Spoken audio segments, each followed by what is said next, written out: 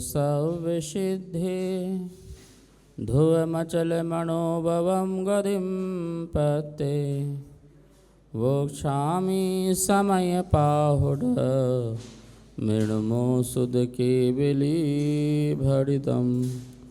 नमो अरिहन्ताडं नमो सिद्धाडं नमो आयर्याडं नमो वज्रायाडं नमो लोये सौव्यसाहूणम्। समयसार परम मांगलिक ग्रंथ है। आचार्य भगवान कुंदकुंद स्वामी द्वारा यह ईसा पूर्व प्रथम शताब्दी में लिखा गया है। 415 कुल इसमें प्राकृत भाषा की गाथाएं हैं। आध्यात्मिक शैली है। सर्वविशुद्ध अधिकार चल रहा है और आज 377 नंबर की गाथा को पढ़ेंगे। कल आया था प्रसंग कि जो भी शुभ अशुभ रूप हैं वो तुझे देखते नहीं हैं और ना ही तेरी आत्मा जो है उनको उनके पास जाकर के उन्हें ग्रहण करती नहीं है, तो फिर तू क्यों उनमें अपना परिणाम रखता है। आज गाथा को उच्चारण करते हैं 377 नंबर की 377। असुहो सुहो वगंधो नातं भणदि जिघ्ममति शोचेवा नय एदि विणगहिदुं घाण विषय मागधं गंधम। असुहो सुहो व गंधो, शुभ या अशुभ गंध ना तम भणदि तुझसे नहीं कहते, जिघ्मम तू मुझे सूंघ, और घ्राण विषय मागधम गंधो घ्राण इंद्रिय के विषय में आए हुए गंध द्वारा तीसो चेव ना या एदि विणग गहिदुम तो आत्मा भी खिंचकर अपने स्थान से च्युत होकर जबरदस्ती उन्हें ग्रहण नहीं करता। गंध दुर्गंध रूप और सुगंध रूप दो प्रकार से गंध होती हैं और ये शास्त्रों में आया है कि दुर्गंध दो प्रकार की होती है, एक सुगंध और एक दुर्गंध। अब ऐसा भी हो सकता है कि जो सुगंध तुमको अच्छी लग रही हो वो किसी को दुर्गंध लग रही हो, और जो तुम्हें दुर्गंध लग रही हो सकता है वो किसी को सुगंध लग रही हो। तो ये डिसाइड कैसे होगा कि ये दुर्गंध है और ये सुगंध है। तो सबकी अपने अपने विषय वस्तु को ग्रहण करने से सुगंध दुर्गंध है। अब नाले के आसपास जाओगे तो वहाँ पर दुर्गंध ही दुर्गंध है, तो आप नाक बंद करोगे, नाक सिकोड़ोगे, विचिकित्सा करोगे, ठीक है, गिलान करोगे, तो ये तो आपके लिए है। लेकिन वहाँ भी आसपास ऐसे जानवर होते हैं जिनको उसकी सुगंध बहुत प्यारी लगती है और वो उसी में ही रहना पसंद करते हैं। और कुछ लोगों को तो आदत ही हो जाती है उस सुगंध की। नाले के पास रहने वाले जो मनुष्य आदि हैं वो भी वहाँ की सुगंध से आदी हो जाते हैं। उन्हें वो ना मिले तो वो परेशान हो जाते हैं, मतलब वो दुर्गंध भी उन्हें सुगंध लगने लगती है। ठीक है, तो देखो किसी को वो अच्छी लग रही है और किसी को वो बुरी लग रही है, और आप जिसको अच्छी सुगंध मानते हैं इत्र आदि, हो सकता है वही इत्र आदि की जो सुगंध है वो किसी व्यक्ति या किसी जानवर को बहुत बेकार लगती हो। ऐसे बहुत लोग होते हैं जिनको इत्र आदि और जो जितने भी आपके ये होते हैं परफ्यूम आदि, वो उनको आ जाए तो भागते हैं, मुँह सिकोड़ते हैं, नाक बंद करते हैं। बोले क्या हो गया भाई, इतनी अच्छी सुगंध है और आपको ये क्या हो गया? बोले नहीं, हमें पसंद बिल्कुल नहीं है, इसे दूर करो, इसको, इस व्यक्ति को दूर करो, इस सुगंध को दूर करो। तो देखो वो सुगंध भी उसको क्या लग रही है? दुर्गंध लग रही है। एक मछुआरा था तो उसको सुगंध जो मछली की है उसकी सुगंध उसको अच्छी लगती।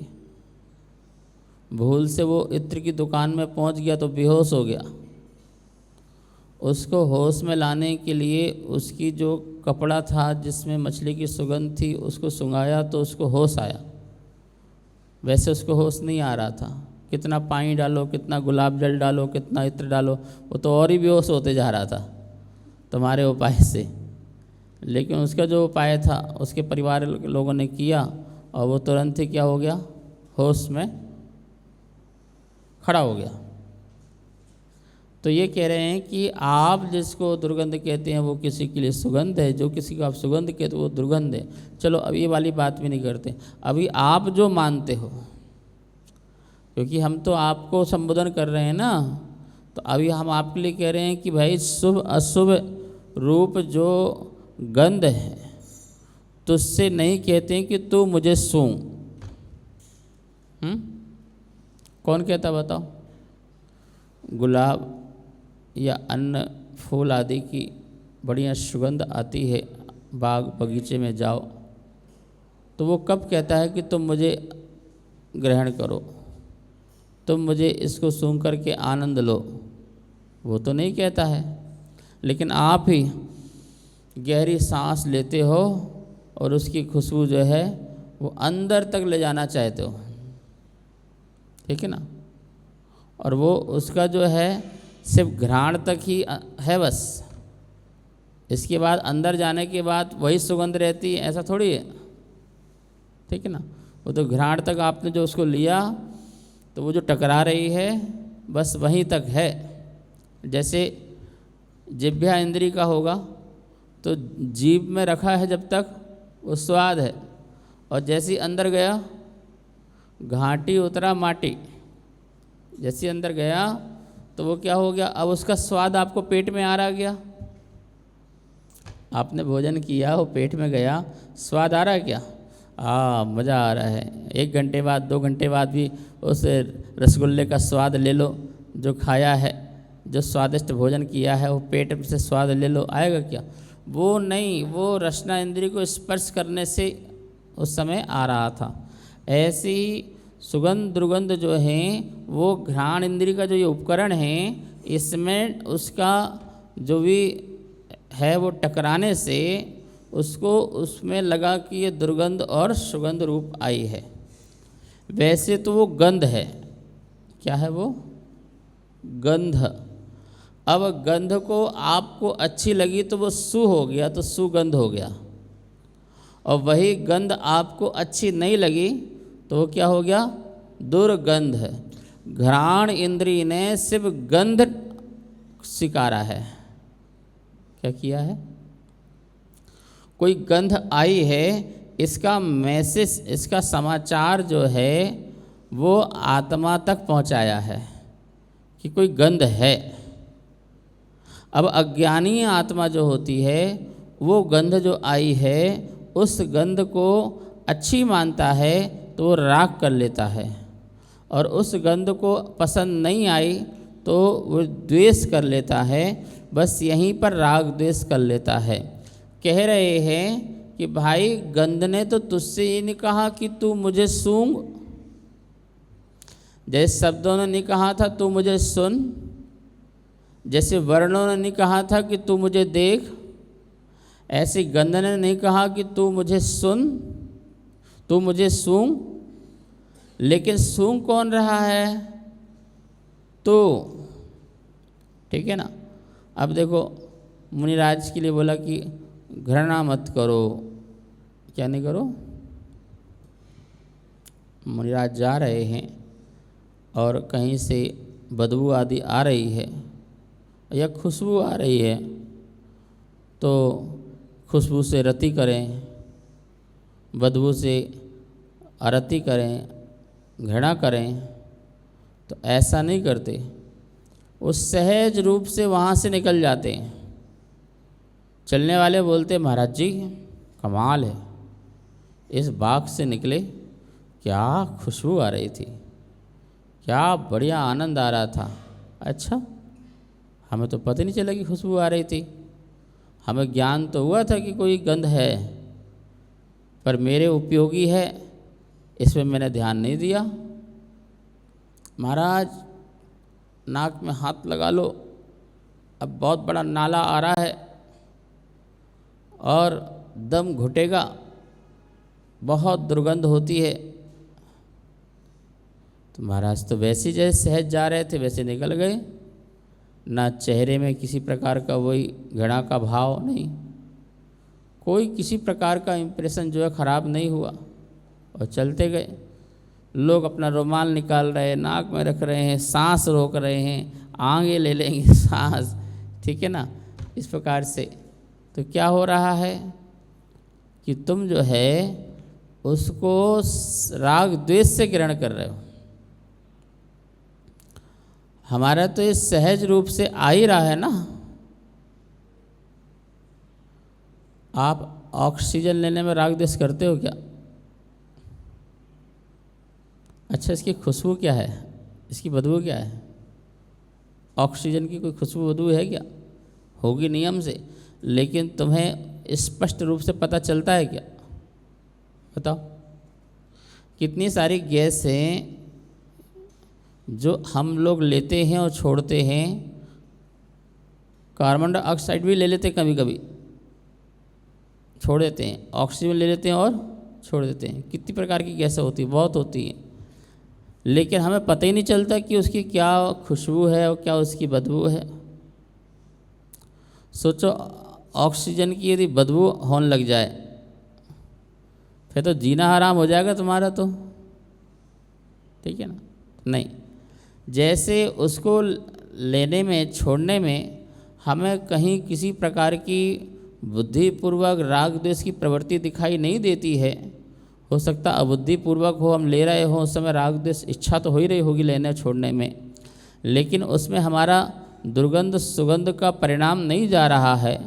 ऐसे ही जिस वस्तुओं में आपने ये मान रखा है ये बदबूदार हैं, ये खुशबूदार हैं, उनके प्रति भी साम भाव आ जाए, समता भाव आ जाए। लोग बोलते हैं सामायिक में करना क्या है, यही तो करना हो, क्या करना है? पांचों इंद्रियों के जो भी विषय हैं उन समस्त विषयों में अपने को नहीं टिकाना, चाहे वो शुभ रूप हो और चाहे वो अशुभ रूप हो, उनमें अपने को नहीं ठहराना, उसमें अपने को नहीं रमाना, अपने को नहीं जमाना, तो बस आपकी हो गई समय। पर आपको कुछ करने की ज़रूरत नहीं है, ना उसमें माला फेरने की ज़रूरत है और ना ही फिर उसमें आपको कोई पाठ करने की ज़रूरत है। ये तो उन लोगों के लिए है जो प्रारंभिक काल में समाई करना चाहते हैं। मन यहाँ वहाँ भागता है पंचेंद्रियों के विषयों में, तो बोले भाई सामायिक पाठ कर लो, सत्यवेशु मित्रम गुणसु प्रमोदम क्लिष्टेषु जीवेषु कृपा परत्वम आदि जो सामायिक पाठ है आप उसके लिए पढ़ लीजिए। अथवा नित्य देव मेरी आत्मा धारण करे स्नेह को, ये सामायिक पाठ है, आप उसको पढ़ लीजिए। और नहीं तो अपनी मेरी भावना पढ़ लो, 12 भावनाएं पढ़ लीजिए, कहाँ गए चक्री आदि, या राजा राणा छत्रपति हातिन के सवाल। आप ऐसी भावनाओं का चिंतन कर लो और पढ़ लो। जाप करना चाहो तो जाप कर लो, और कोई तीर्थ यात्रा यदि की हो, स्मरण में हो, स्मृति में हो, तो आप वहाँ का ध्यान कर लो। गुरु आदि के दर्शन जिन जिन के किए हों तो उनकी आप वंदना कर लो सामायिक काल में, क्योंकि सामायिक देव वंदना कहलाती है। और देव अरहंत सिद्धाचार्य उपाध्याय साधु पांचों देव कहलाते हैं। अरहंत देव, सिद्ध देव, गुरुदेव, ये सब क्या कहलाते हैं? देव। ठीक है। पांचों परमेष्टि देव भी हैं और पांचों परमेष्टि गुरु भी हैं। देव इसलिए हैं क्योंकि इनकी आत्मा दिव्य है, और गुरु इसलिए हैं क्योंकि वो संसार में सबको सच्चा मार्ग दिखाने का उपक्रम करते हैं, आदर्श हैं, इसलिए वो गुरु हैं। बंदो पांचों परम गुरु पढ़ते हो, तो ये पांचों क्या हैं? गुरु हैं। कुंद कुंद स्वामी ने भक्ति बनाई तो एक भक्ति उसमें पंच महागुरु भक्ति, पंच महागुरु भक्ति, पांच महान गुरु हैं, उनकी भक्ति करो। तो पांचों परमेष्टि देव भी हैं और पांचों परमेष्टि गुरु भी हैं। तो सामायिक में पांचों का ध्यान कर रहे हैं। ठीक है। ये प्रारंभिक सामायिक वालों के लिए सही है। क्यों? क्योंकि उसका मन चंचल ना हो, वो यहाँ वहाँ ना भटके, इसलिए यह उसकी व्यवस्था है। सामायिक में सामभाव लाना, ये पूरी सामायिक चल रही है, ध्यान रखना। ये जो श्लोक चल रहे हैं आपके 273 से 373 से 389 तक जो है ये आपकी सामायिक व्यवस्था है। क्या सामायिक व्यवस्था है? पांच इंद्रिय और मन के जो जो भी विषय हैं उन विषयों में तू क्यों जाता है? क्योंकि वो कोई भी विषय तुझसे ये नहीं कहते हैं कि तू मुझे सुन, तू मुझे देख, तू मुझे छू, तू मुझे सूं, तू मुझे चख, ऐसे कोई भी नहीं कहते हैं। और ना ही तेरी आत्मा उन विषयों को पकड़ने के लिए अपने से उछल उछल करके बाहर जाती हो, बाहर जाती हो। मैं पंखे की हवा चाहिए हो तो मेरी आत्मा पंखे से जाके टकराती हो, ऐसी थोड़ी है। हवा तेरे से आके टकरा रही है, लेकिन ये हवा टकराए तो किससे टकराए?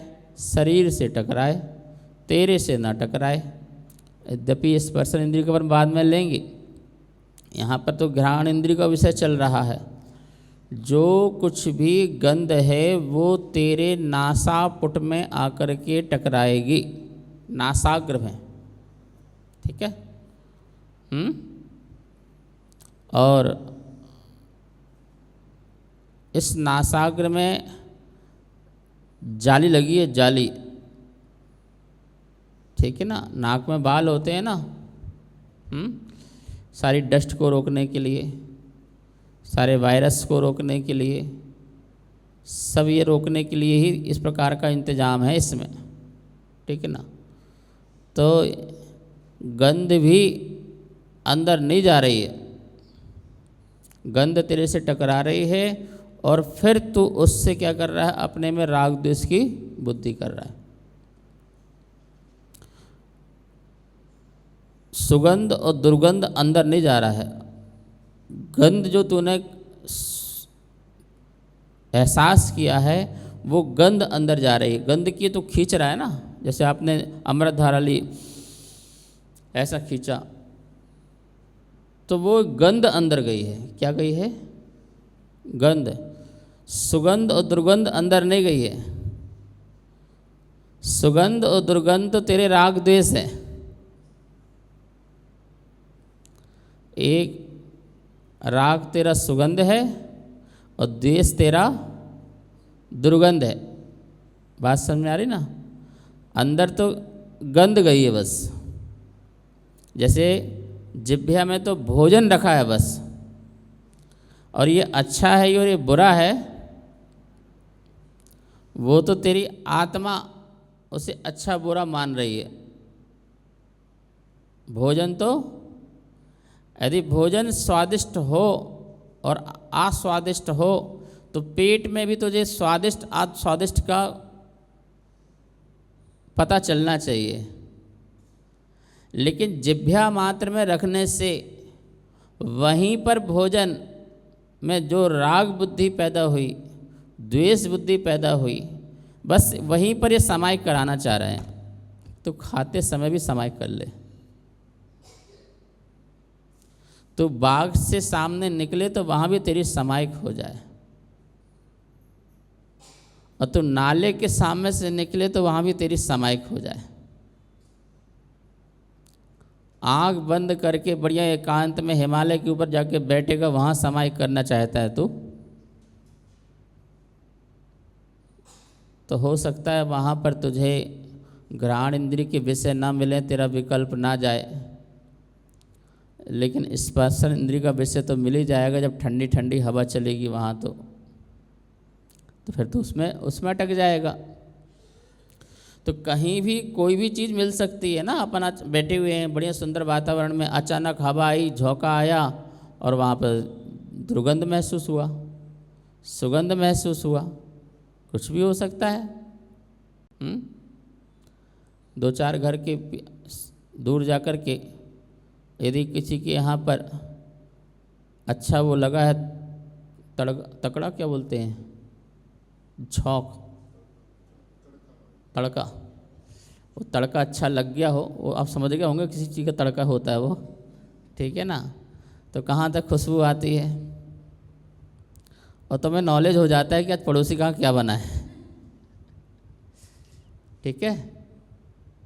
हाँ, तो वो जो तड़का है, क्या है, तड़का जो है, वो जो तड़का है उससे तुम पता कर लेते हो कि पड़ोसी कहाँ आज आलू के पराठे बने हैं, आज की सब्ज़ी बनी है, ये सब पता कर लेते हो, ठीक है।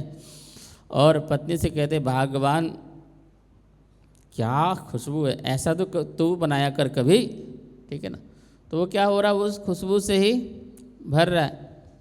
अब आपके वातावरण में नहीं था, फिर वहाँ से तो आ गया ना, तो हवा तो कहीं भी जा सकती है, और वो खुशबू बदबू जो भी आप नहीं होती, वो गंध होती है, वो गंध कहीं भी जा सकती है। लेकिन आपको एक गंध अच्छी लगती है, वो एक गंध खराब लगती है।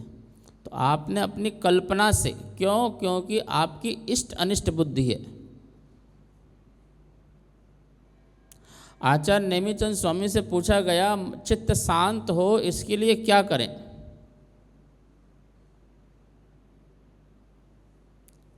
क्योंकि अमृतचंद स्वामी ने तो कहा है चित्तमेव संसारः, चित्त ही संसार है, मन ही संसार है, चित्तमेव संसारः।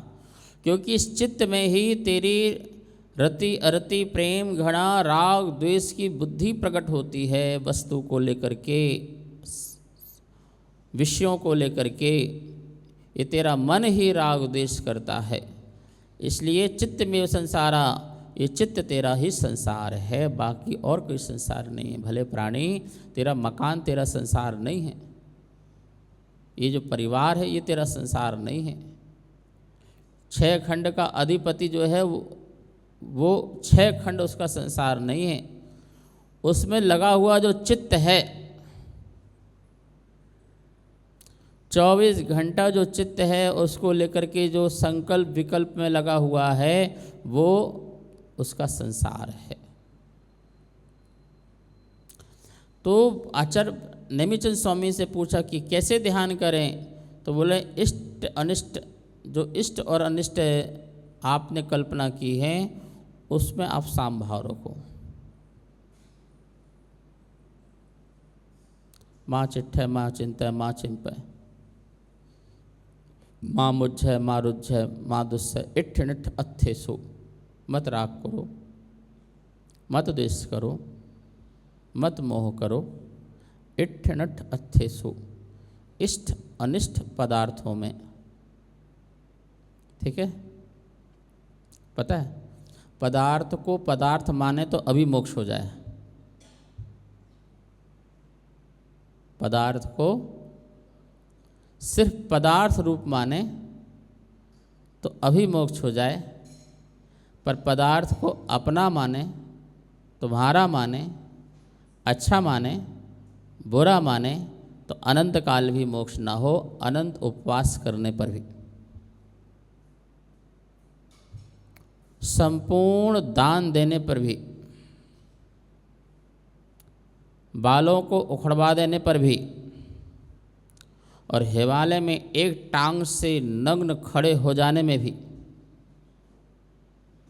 मुक्ति नहीं मिलेगी जब तक तुम्हारे आत्मा में सिर्फ पदार्थ रूप में न दिखे।